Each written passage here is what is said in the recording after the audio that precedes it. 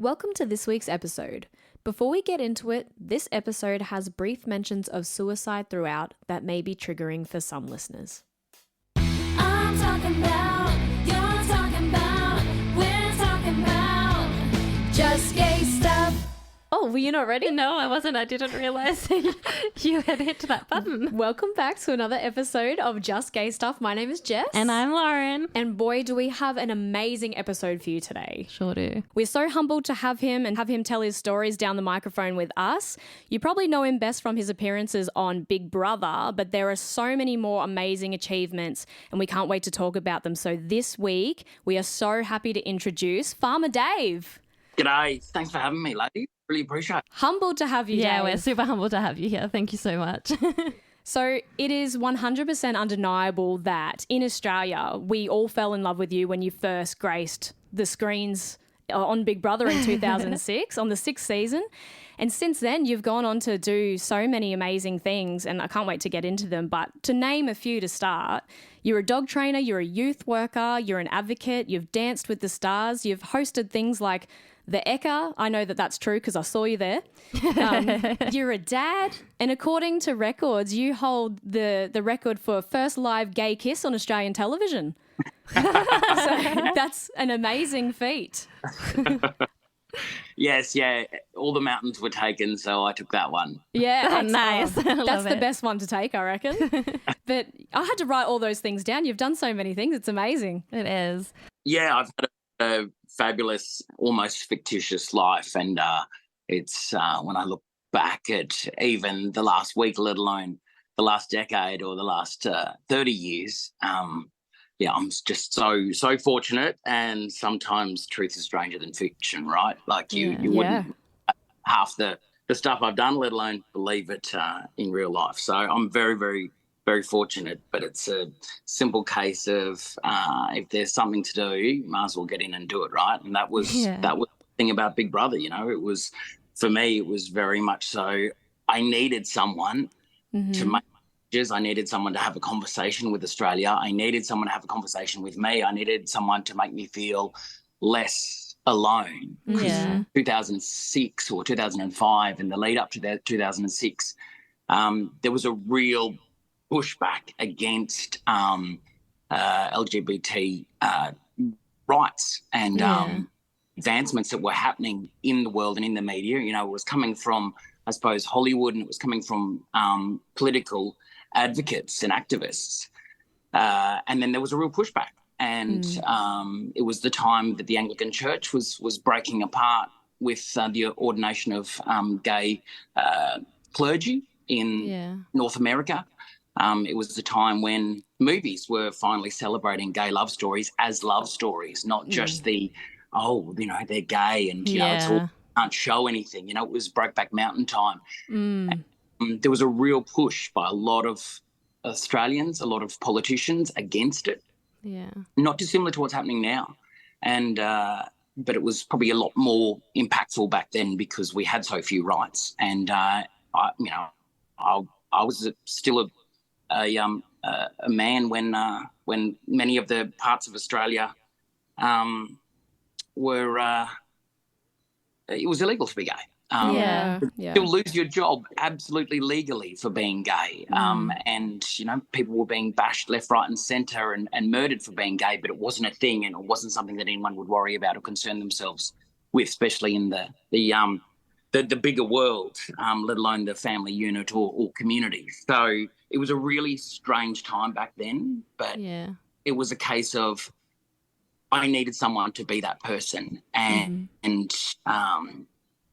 what else can you do but be that person, right? And when you can point at a problem anywhere, be it rubbish on a beach or be it youth issues or be it an unruly child in a comedy show, you know, you can point the finger, but you've always got to remember the one thing that I was told by a nun when I was getting sex educated when I was 8 years old in a little bush Roman Catholic church. Wow. Nun said, whenever you point a finger, remember one finger points to God and three fingers point back at you. Wow. And you can always think about it in those relativities, that you are 3 more times able to solve a problem than anyone else, and let alone God. And that was amazing coming from a nun who obviously it's all about God for them. She very much so imprinted upon me that that you are the solution, and if you see a problem, then solve it. Yeah. That's why I went on Big Brother. There you go. Well, that's great. Very long, a very simple question. But yeah, it was very much so a strange place back in 2005, 2006 when the lead up occurred. And I didn't like the Australia that I was living in. I'd gotten to the point where I was comfortable with my own self, and I didn't want to have the option that I was told was my only option, and that was to kill myself or to move away from where I lived and where I existed in my community. And I thought that there was a third option. The third option was, no, I can live my life.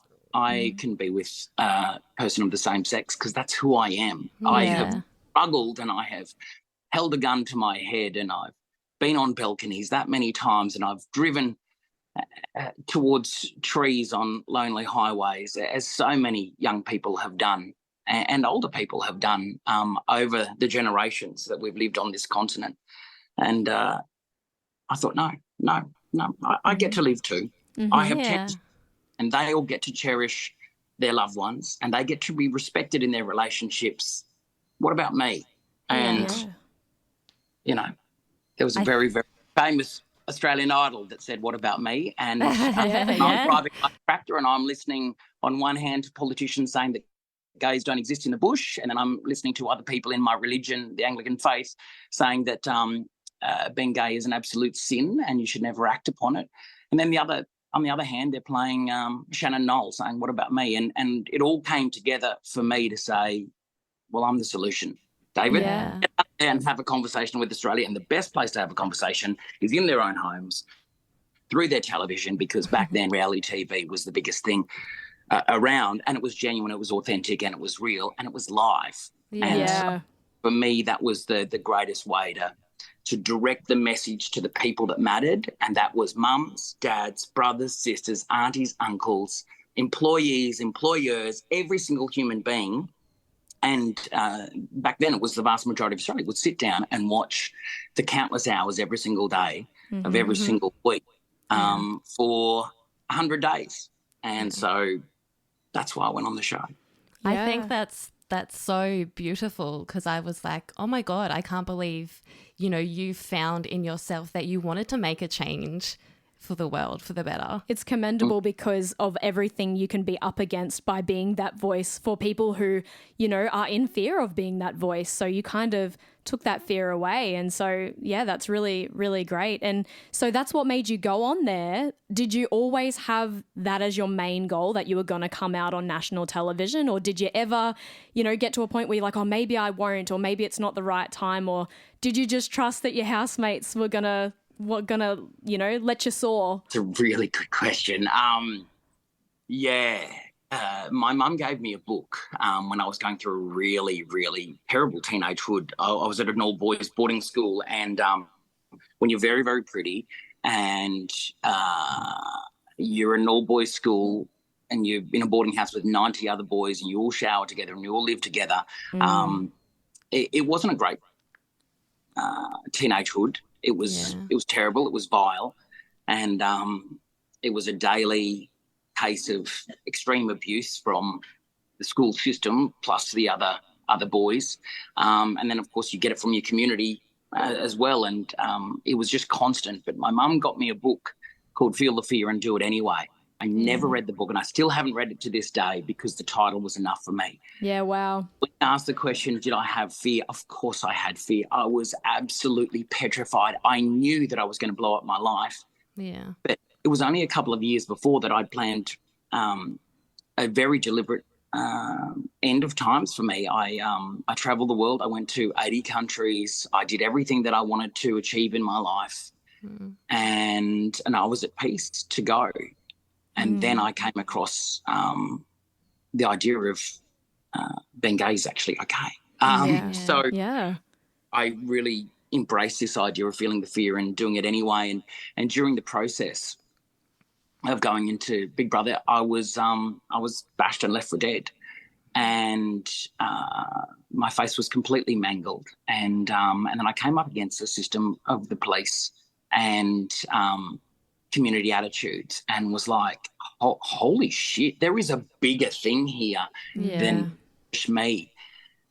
And that's when I realised, like, if I was so willing to end my life only a couple of years before, because I just couldn't do it anymore, maybe I could blow up my life and do some good for others so that they didn't go through the incredible hell that I went through in my teenage years in boarding school, and the incredible hell that I went through as a young jackaroo, and then a farmhand, and then a farm manager.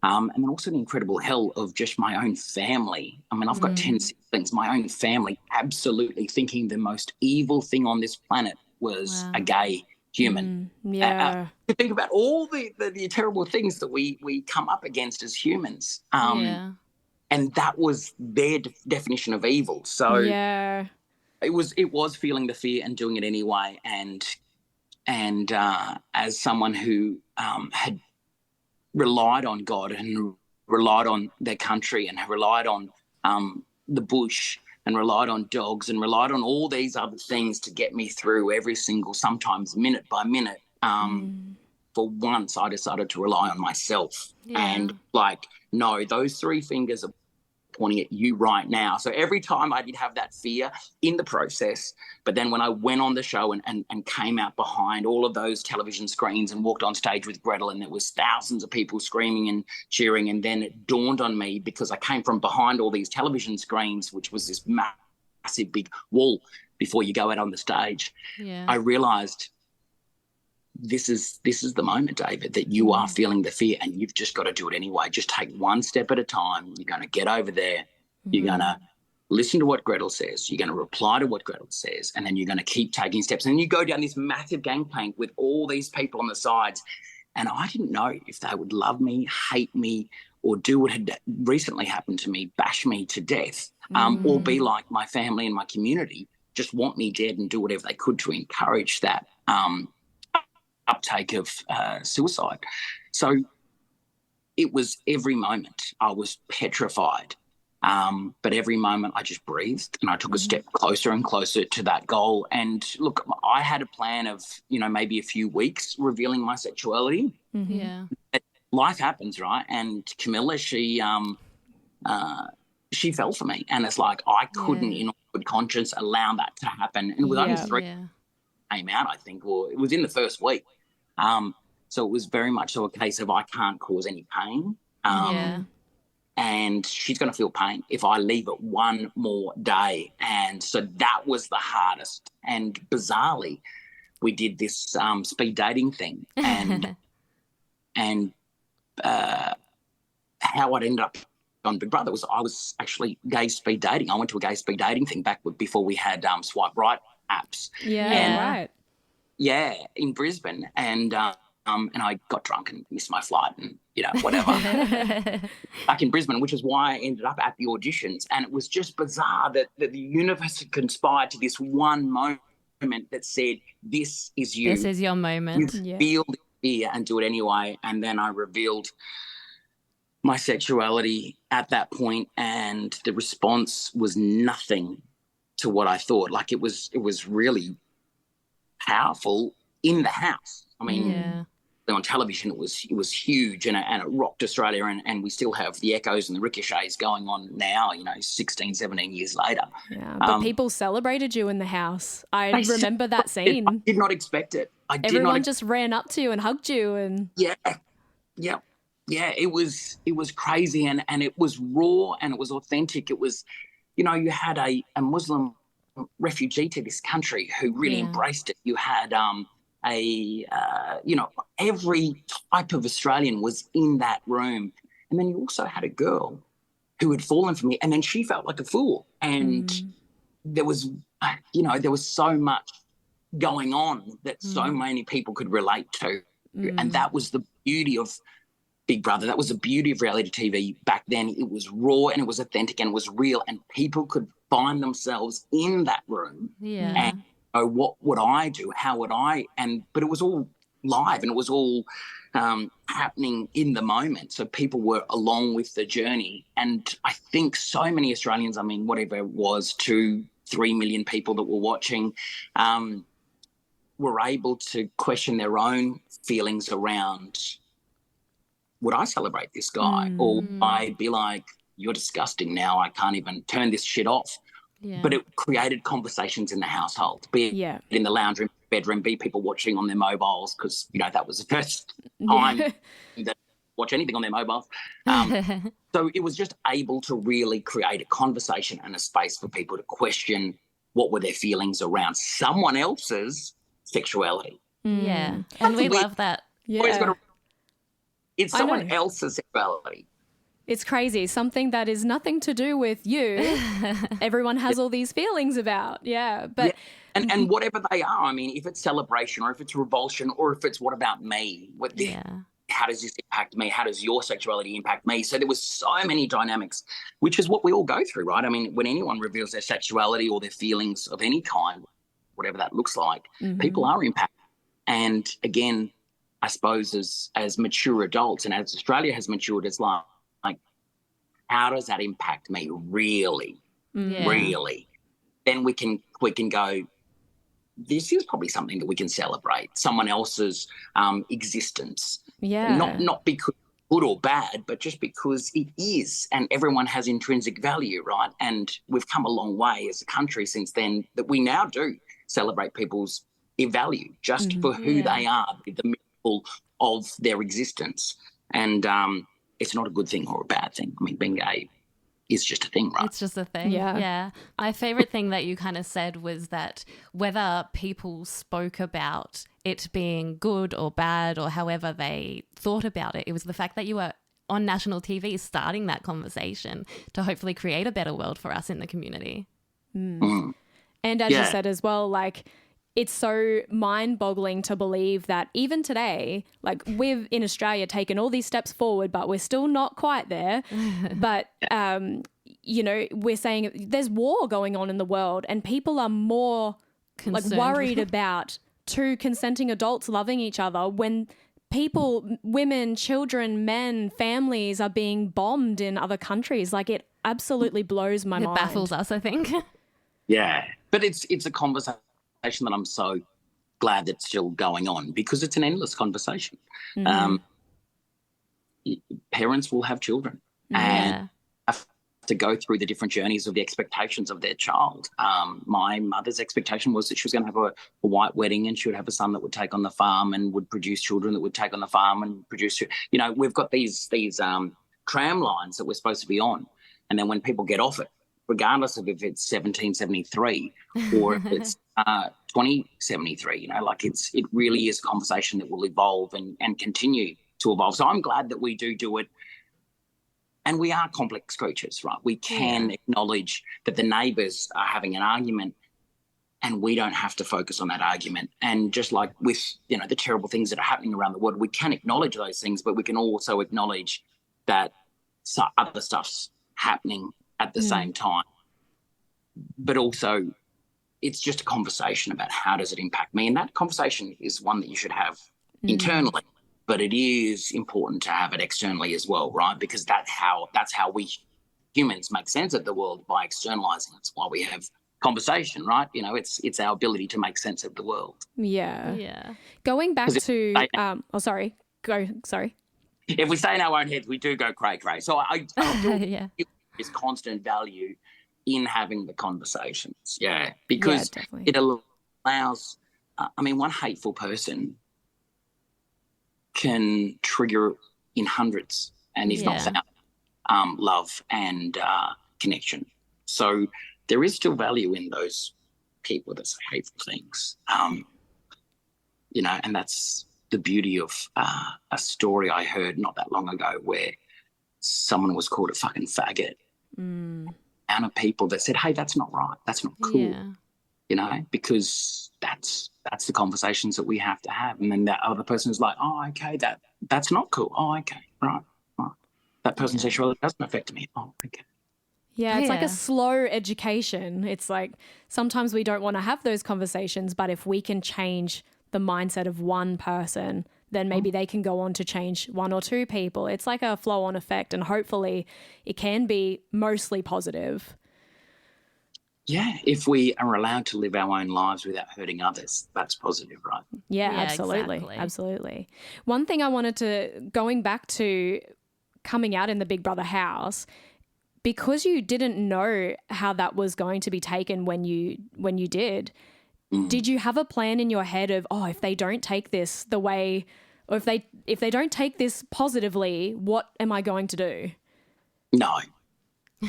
That's the different. I suppose that's the thing about courage and stupidity. It is exactly the same thing. Same thing, yeah. Same effort. It is really just the outcome that decides whether it was courageous or stupid, right? That's true, yeah. Jumping off the cliff, is it courageous or is it stupid? Coming out, is it courageous or is it stupid? It's really the outcome that decides the definition. No,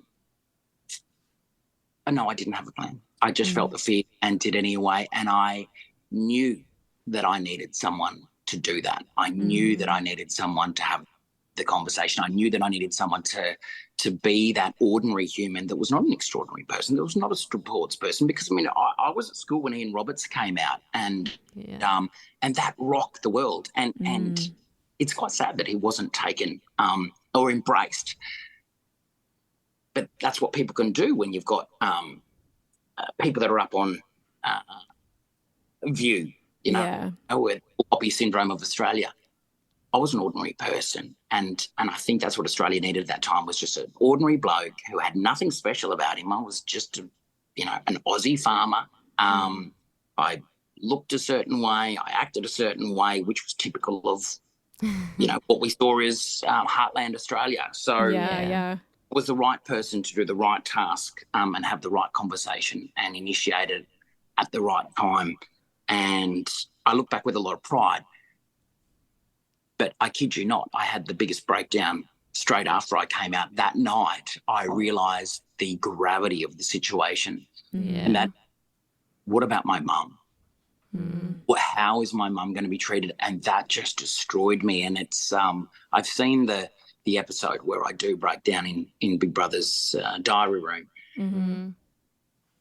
And I suppose it's more indicative about the person, right? That's indicative of Dave, when Dave was 26, that his first thought was to feel the fear and do it anyway for the community, for little Dave that had been through hell. But then he was like, oh, shit, what about my mom? How are people going to treat my mom? How are people going to treat my family? This isn't just about me. Holy shit, does impact others. Yeah, there's a ripple effect. I didn't take into account beforehand. Not one, that entire few months leading up to doing this thing, not once did I think about how it would impact on my mum or my family. But then once I'd done it, then I'm like, holy shit, what have I done to my mum? And I didn't know the answer to that until many months later. And that was the biggest head that you could go through as a young man who was finding himself in the world as an adult, 26, was, holy shit, what about my family? And I didn't know until I came out that if my family loved me or hated me, and they'd gone through the process. I mean, many of my brothers had said to my mum that that's it, he's out of the family. He's going to be ostracised. We'll never talk to him again. But that was the conversation that triggered my mum to say, whoa, because I think she probably would have agreed with that. But when it was said to her by her own son about her other son, she's like, but he's my son as much as you're my son. Yeah. Powerful. So that's what I'm returning to about this idea that sometimes terrible things that are said can trigger thoughts in people that are actually really compassionate and lead to connection. And that's what happened in my family. Was my father was told by so many men in our region how proud they would be if that was their son. And he'd never had that thought. He'd always thought that the most disgusting thing on this planet and all gay things should be shot and dead and hung, drawn and quartered. To hear that other men, people that he saw as equals, would then suggest to him that there's pride that used him. And then with my mum, when she was hearing her own son saying, that's it, he's disgusting, he's gone. That triggered in her this compassion of, no, wait a second. So these are all the conversations that I think are so powerful that had happened around me in my own life. But I was very afraid, and it really did my head in, because when you don't know how do people respond to you, and we as humans really rely on other people's points of view. Yeah. I don't anymore. I'm a very, very different person. I can look back on the day back then as a very different person who did have fear but was so ballsy to do that. Yeah, but right incredibly now, ballsy. I wouldn't be too worried about the impact of my actions on others, because it's my journey, and that's where I am now in my life. Yeah, that's so highly commendable. And beautiful. And yeah, you paved the way for other people to come out to their families and feel power about that and not feel fear. Because if this guy on national television, who everyone thinks represents the straight white man, can do it and be embraced and be celebrated, then I can too. And I think that's such a powerful message. It is, really. And yeah, you're creating change. And, the saying is change starts at home. And you really took that and you went, yeah, into change everyone's starts with home. me. Yeah, you took change into everyone's home, and something insanely celebrated about that. That kind of leads me to my next question: is after the first stint on Big Brother and life after that, obviously, when you're a person on television and you're on reality TV, you suddenly have a platform, and you presented you're such a humble, down to earth person. So everyone in Australia really identified with that in you, and so you come out having a platform and a voice and people who want to listen. So what are some other positives and maybe some negatives that came out of that? Yeah, so a lot of negatives, because I was very politically active. I had been since I was 16. Wow. I pretty much so got booted out of any positions of authority that I had in political party. I was federal council, and I got kicked out of that because they just couldn't have an openly gay man, even though so many people in the political apparatus are gay, like disproportionately so. That was terrible. It ended my political aspirations, because I really realised that it wasn't time to be in the tent. So I kind of thought, well, okay, I'll leave the tent and I'll do other things instead. And then look, for my own personal life, it was terrible. It feels really ungrateful to say this, but I couldn't go anywhere with my friends because the impact on people was so intense that people couldn't control themselves. I couldn't get fuel without being mobbed. I couldn't go to a restaurant. Like, that was just not impossible. That was impossible. I mean, I remember being in Moree, flying into Moree, and my mum came down and picked me up, which our farm's a few hours away, and being in a KFC, grabbing a feed after the flight with my mum. There would have been 50 or 60 people just turn up in the KFC, all the staff. Everyone wanted to sell like a photo and wanted to chat and wanted to say kind things, but I lost my own personal anything. So I ended up just going back to my farm. And also my love life was just absolutely impossible. I got to a point for many years where my only option to be with someone was to go to a foreign country, because there was just this big cloud around who I was, and because I was so impactful for especially gay men lives and their own situation, so many conversations were had around me and them, there was just too much to be able to have a genuine connection from me as a living, breathing human to them as a living, breathing human. So it was years and years and years before I could have a genuine connection with someone here in Australia. And, most of my relationships ever since have always been with foreigners, because there's just too much. Because sense. I know it sounds. Yeah. No, it it's- makes sense. I think that's the thing with being on reality television, right? You are presenting yourself to the world, and then suddenly everyone thinks that they know you, and they think they know you on such a personal level, especially when they're seeing you on programs like Big Brother. It's day-to-day life. They're seeing you in what would be perceived as your day-to-day life with these strangers. So we have this, Like, I mean, you genuinely have a relationship with someone on reality. yeah, Yeah, TV, exactly. I was talking so much for the years afterwards about mental health issues, and I was talking so much about connection and rural and regional Australia, and trying to connect the city with the country, plus gay people, of course. So many people have an invested relationship with me, but it was a lot of people with one person, and it was very, very overwhelming. And so I very much have retreated back to my farm and back to a quiet as possible life. But there was still this responsibility that I suppose people kept hoisting upon me. It's like, well, you did this, you jumped up on the spotlight, you now owe it that you've got to keep this going. And it's like, well, can't other people do it? Yeah.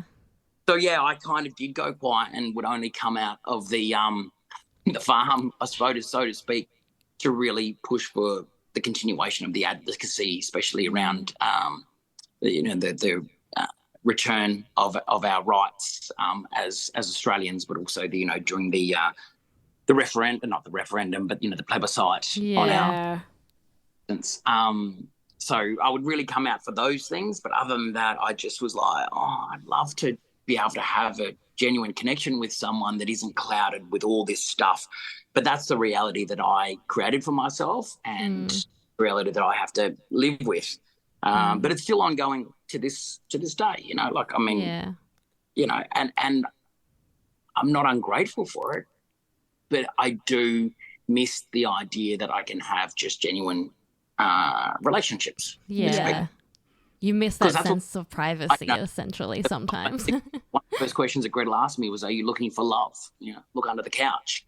Here I am still looking after all this time, because there is these difficulties of this stuff, when I am in a relationship, even if it is with a foreigner who doesn't know any of my backstory, can just connect with me, then, we're always, whenever we go out, people are always coming up to say g'day and such kind and genuine things. But it can be really impactful. Overwhelming. Yeah. And then it's kind of like, didn't really sign up for this. Yeah. Yeah. After the show and, all the subsequent things that I've done. But I wouldn't change it for the world at all, because I love living in an Australia where anyone can be who they are and feel safe, because there's enough people around that will counter any hateful action or argument or behaviour, which wasn't pre-2006, that's for sure. Yeah, definitely. I think in saying that, being such a public figure and then finding that you're feeling a bit overwhelmed, and obviously starting those conversations, what then made you decide to go back to Big Brother in 2022 for All Stars?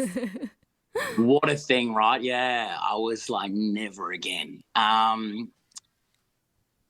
So I'd started a youth organisation to work with young people, and I've been working with young people since I was 20 on my station and many other ventures that I've had, just doing what I can to give young people and the opportunities that I received and the guidance that I received from many good people. But I was struggling because people didn't want to talk about youth crime. People didn't want to know about it because just lock them up, so it doesn't matter what advocacy I did around raising the age of jailing children or raising the amount of support that is given to young children, or the guidance that is given to young children that have lost all of that from their family unit or from their social group or whatever it is that is allowing them to not feel safe and therefore have to move to a place like a gang or carry a knife or do any of these things that allows a young person going through their teenage years, which is very confusing for anyone, let alone someone without the support and guidance that many of us take for granted. So I started this youth organisation, but I was struggling, man. Like I I couldn't get support. I couldn't get donations. I worked 7 days a week.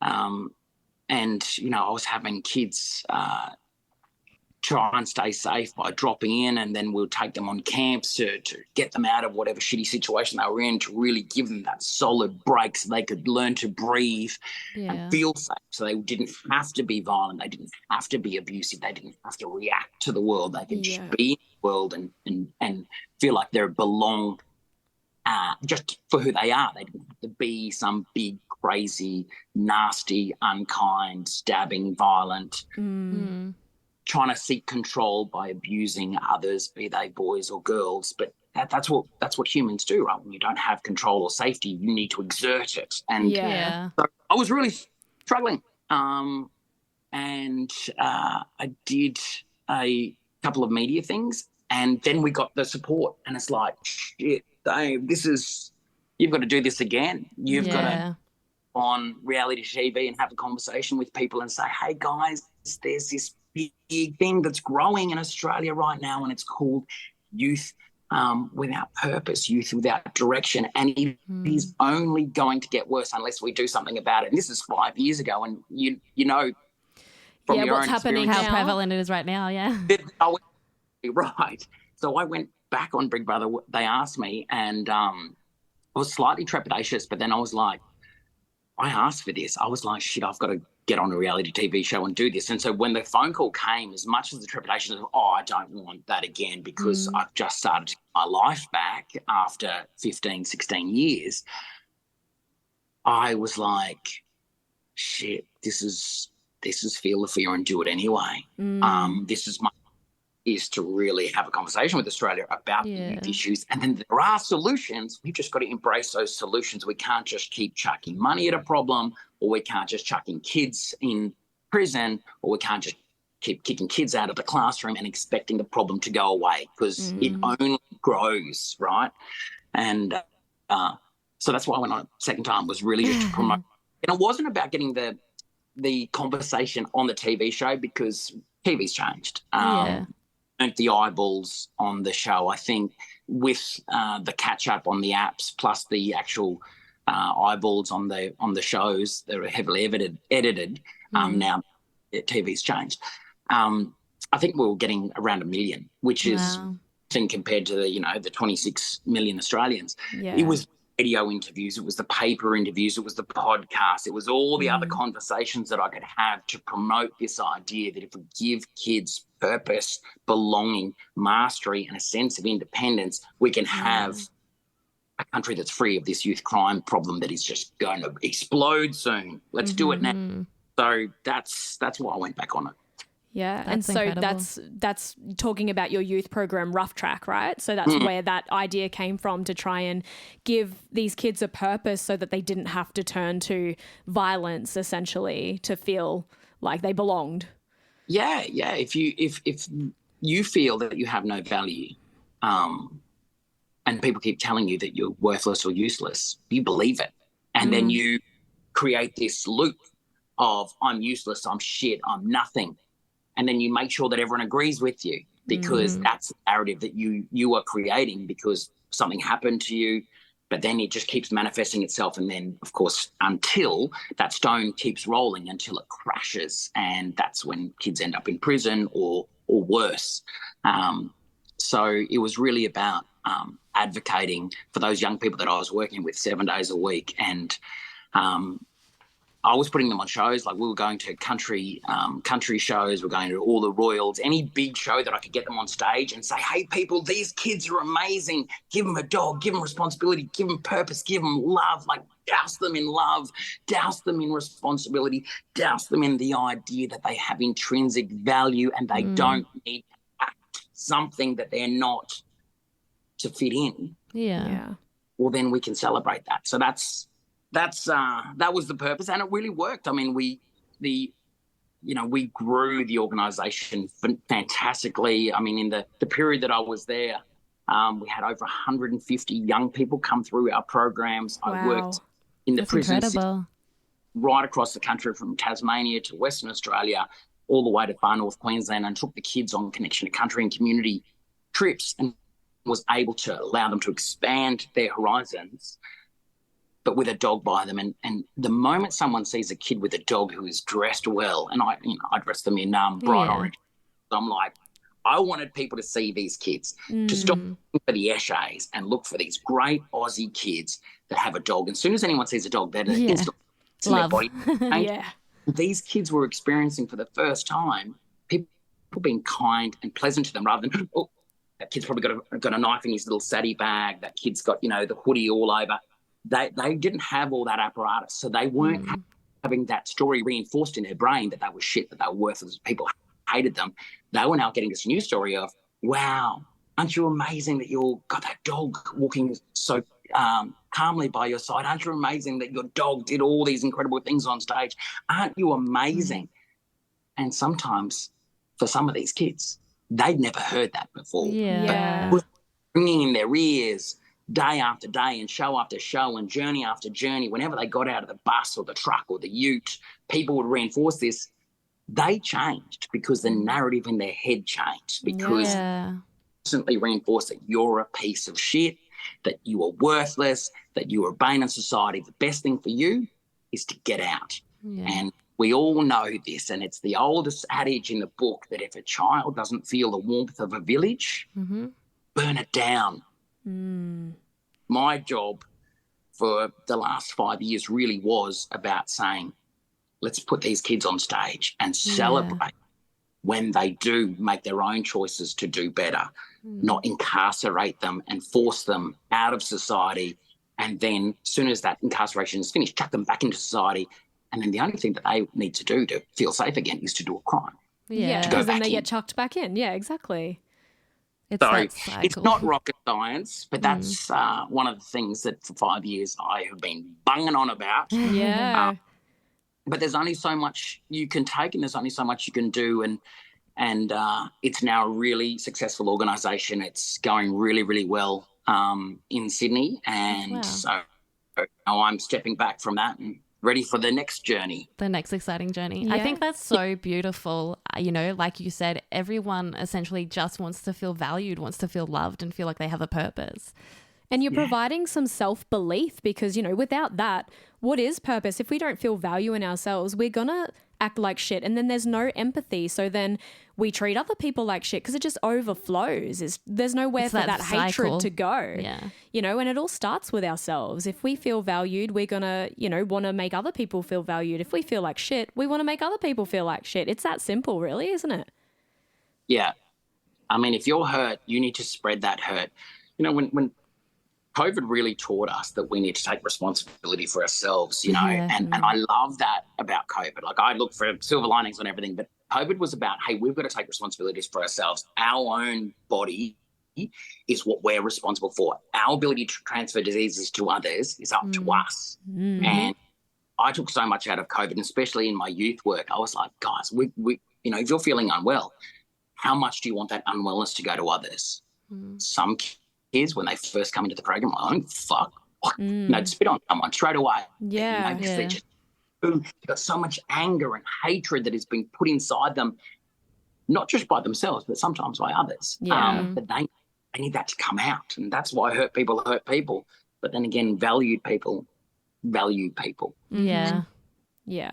That's what we find. That's awesome. Hey? And you're a dad. You have kids. So, how did that come about? And, tell us the story. Oh, there's some great stories there. Look, I have always wanted children. I've always wanted to be married and be in love and be able to adore someone and build them up. And then when I've got a stable situation, support children. That didn't happen for me.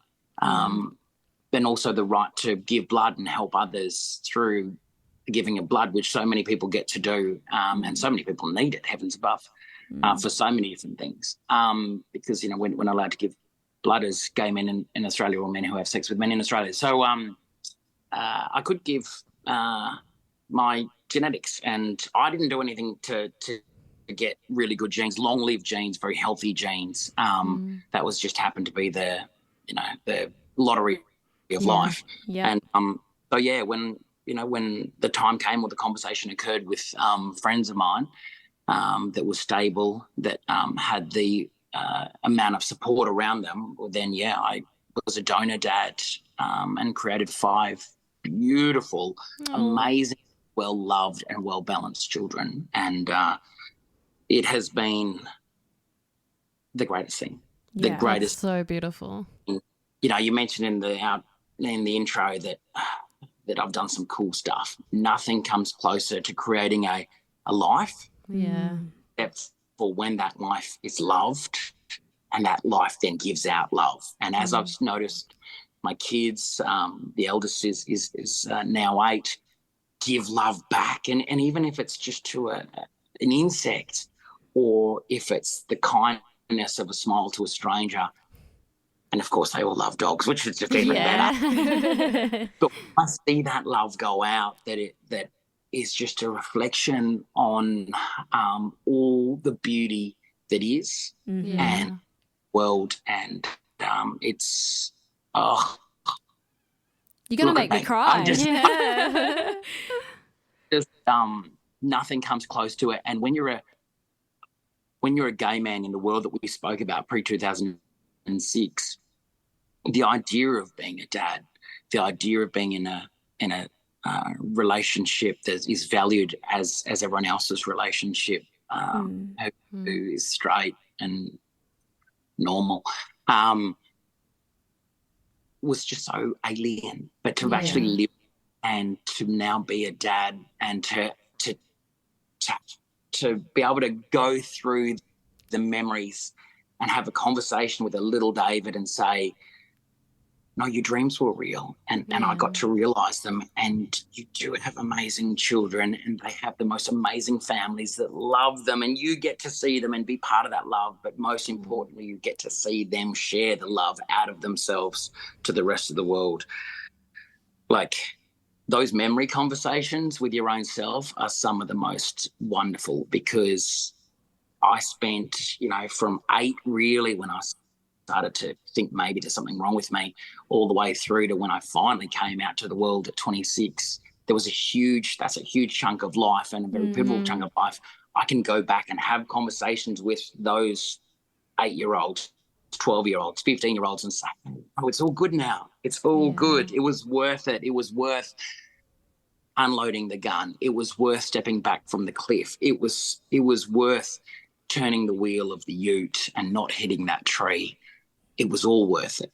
And if anyone's listening to this and they go through any of those motions of it's not worth it, I guarantee you it is. It is so worth living. It is so worth just taking a breath. It is so worth taking the foot off the pedal, and it is so worth just getting out of a situation that is too much and having a breather, and then coming back at it a different way. And I've come back at life a different way. I didn't have a wife and the kids and the farm and the idea that my mum always dreamed of me. I had the third way, and the third way is exactly what I got to create. And there is so much power in that I've got to live my life slightly differently to what the expectations were, but I've got to experience all of those things that I didn't think were at all remotely possible for you. No. Yeah, and that's why we all do what we do, like all 3 of us, to, hopefully someone who is listening realizes they're not alone and that they can, take a breather. Podcast, right? The conversations that you are having with each other and with your guests, but most importantly with your dear listener, is that, hey, it's okay. Yeah. And it'll get better. Yeah. It's bloody awesome. Yeah, exactly. I think a lot of that is, when you are feeling alone or you're feeling isolated or you feel like there is no way, it's about there is a tribe out there of people with open arms that is waiting for you. And once you take steps to find that tribe, instead of, feeling like it's not worth that journey to find them, you will be embraced, you will be celebrated. And, life might not be what social and hetero norms might seem, but you can live a good life that you create for yourself. You just need to find your tribe. Yep. And if you can't find your tribe, create one. Yeah. Exactly. Exactly. Before we go, Dave, I just want to touch on the fact that the next thing that you're doing is Wigs for Kids. So you're going to shave those luscious locks that Australia knows you for. My niece plaited my hair before she went to school this morning, and big long plait, so it's not all out and everywhere. How beautiful. They measured it last night because I'm like, oh, Rocky, you need 20, because I think we're cutting it on the 16th down at the Kids with Cancer Foundation headquarters. Yeah. And they need a minimum of 20 centimetres to make a wig for a young person. And so we measured it last night. They got the tape measure. And then it's 33 centimetres. And then my sisters are like, no, that's 33 inches. So I've got like 80 centimetres hair here to hope a wig or a couple of wigs. And because I was emceeing an event, I do a lot of MC work, and I was emceeing an event called the Gold Ribbon Ball, and hearing the stories of parents that have lost their children or are going through cancer treatment with their children and have an end date for their child. Yeah, wow. It's one of the most difficult things I have ever experienced. And I was just the bloody MC, and I was just going, what can I do? You know, I can't give blood because they need blood for many of the treatments. Yeah. Like I can give my MC skills, I can give my advocacy, but there's got to be something tangible that I can do because, you know, that's the old nun in me going, there's 3 solutions, button, you're it. Yeah. So, yeah, I thought, oh, shit, can I cut my hair? So normally I just shave my hair every couple of years. And I used to send it off to the United States when it was pretty good to make wigs for women with cancer over there. And I had no idea that we did it right here in Australia for little kids. Wow, yeah. And but yeah, that's the one thing that I can do, right? So I just kept growing my hair and to try and make as much value out of it as possible. So I haven't cut it at all now, but it will be on the 16th. We're doing it live, and I would really encourage anyone that as I do is moved by the idea that losing your child to a slow, insidious thing like cancer is the worst thing imaginable. I don't think there is any, like when I think about my 5 kids, I mean, what that would be like to lose to an insidious disease that just keeps coming and taking away their life day by day. I just couldn't think of anything worse. Yeah. Yeah, if you can help jump on Kids with Cancer and go to the fundraising page, Dave Graham, and chuck a few dollars that way. I've donated myself. You know, I'm not just cutting my hair. I'm not just one of these people that talks the talk. Yeah. You're all about action, Dave. We've heard that from you in this podcast episode. But no, I would really encourage everyone to get behind that campaign. And, you know, I'm asking for people to donate enough money to make 5 wigs for 5 kids. But it's here in Australia. And, I mean, we touched on before about this idea that there are so many big things happening in the world. And I'm always like, bring your world down to something that you can control. And I can control the growing of my hair. I can control me looking after it for these years so that I can cut off enough to make these wigs. And I always encourage people to sometimes think big, but sometimes act small. Yeah. You know? Yeah, absolutely.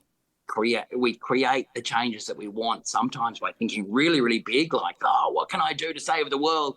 Well, I can grow my hair and cut it. And it's like, what's the first step?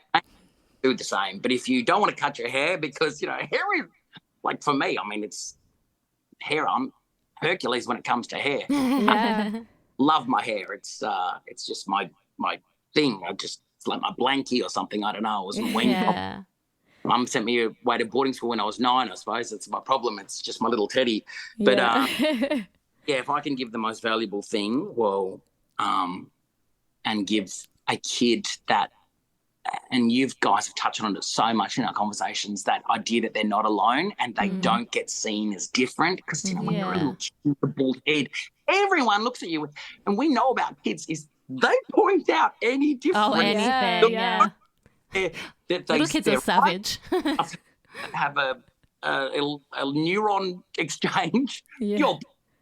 Are you dying?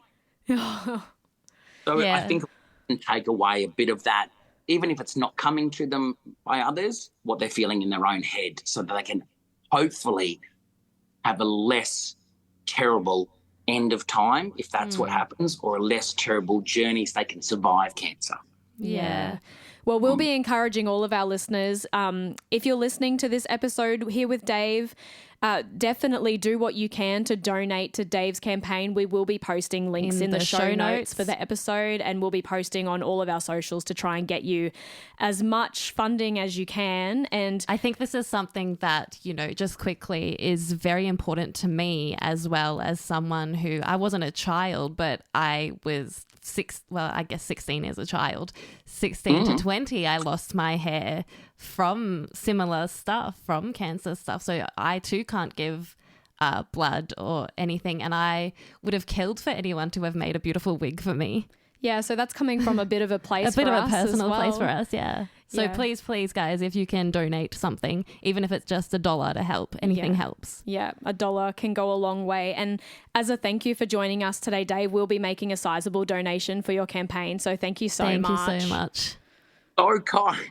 No, we are absolutely so humbled to have had you join Yeah. us today, and for our listeners to get to hear your stories and what's important to you, and, you know, how much you are an advocate for young people and children to grow up in a world where they aren't feared and they aren't hated. And, you know, as you say, change starts at home. Change starts with you. You can make the first step. And, you know, to have that reiterated to people, and you are a public figure since appearing on television. You do have a very big voice, and we're very grateful that you lent that voice to us today. And I guess Thank you so much. thank you so much. And this has been a wonderful conversation to have. I love what you two are doing, because it's exactly the same thing. It's creating conversations so that we can all have a bit more connection, right? And thank you, dear listener, for lending us your ears for this conversation. And go out and have a conversation with someone today to create a connection, whatever that is. And just remember, think big but act small. And we can, just like happened during the plebiscite, because remember, before the plebiscite, there was no way that Australia was going to say yes to the gay marriage. But each person having one conversation with one person with these big ideas, we did it. And we're now in a world where we can be equal to our parents, and that's a beautiful thing. It really is. And conversations are beautiful things because they can lead to beautiful things. So as Dave said, let's keep the conversation going. Go out and talk to someone today and, you know, learn something about them and make them feel safe. And I think that's all we can ask for in this world, is that we just continue to make positive change. And A conversation can change someone's day. can change someone's life. One conversation can change your life. So with that we have a lot of, you know, power in each other to do that. So let's continue to do that. And Dave, thank you so much for joining us today. We can't wait for this episode to go live, and we can't wait to all band together and see you shave that head. So we'll all be there watching. I think they're just making me look real long in the tooth, aren't they? Do you know what's funny? I don't know how much of the comments on Facebook you read, because, you know, they say never to read your comments once you've been on TV. But there was a bit of an argument that you should have got the role of Thor.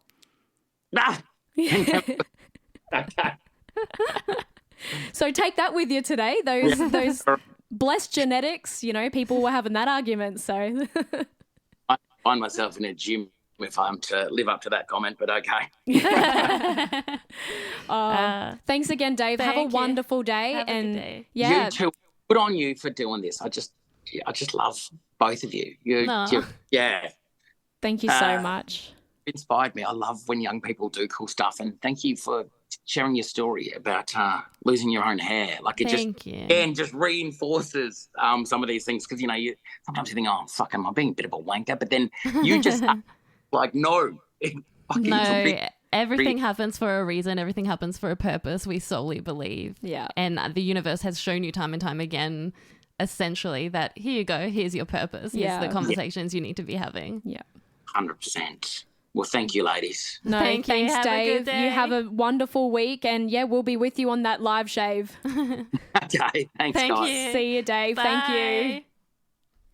What an episode. What a man. What a conversation. Yeah. I hope that everyone listening to this episode really took something away from Dave's story. And I think the message there, just to condense it all down to this one sentence, is change starts with us. Yeah. We can be the catalyst for change to happen, and we can change one person's life with a conversation. With a conversation. It's just about starting those conversations. And like we say to you guys every single week, that's what we're here for. We're using this platform to share your guys' stories, to share your conversations. to start the conversation. So we really hope that you enjoyed this episode with Farmer Dave, because we certainly did. we thoroughly enjoyed talking to him. And thank you to Dave again. Yes, thank you. And please, everybody, don't forget, if you want to donate to Dave's cause, we've got the links in the show notes. You'll find them on our socials and on Farmer Dave on his socials. Every dollar counts. If you can chuck a few dollars his way, it'll really help. yeah. Let's band together and let's do some good for the community,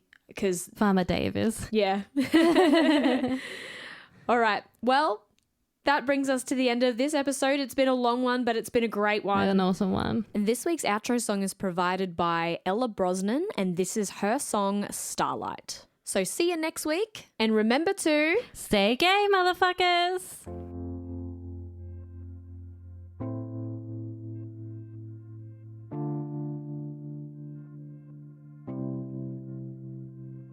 Long talks in the car, just me and you. Seen all my scars, now that's the truth. You see me, just me. Taken back to when we were kids. Who would have thought we'd end like this? Can you see me? I'm lost to sea without you by my side. I need you, I need you. Need you to guide me at twilight. 'Cause you're my starlight. We used to think the same about life. Thanks for joining us on another episode of Just Gay Stuff. Make sure to follow us at Just Gay Stuff Podcast on all your socials, and write to us with your stories at justgaystuffpodcast@gmail.com.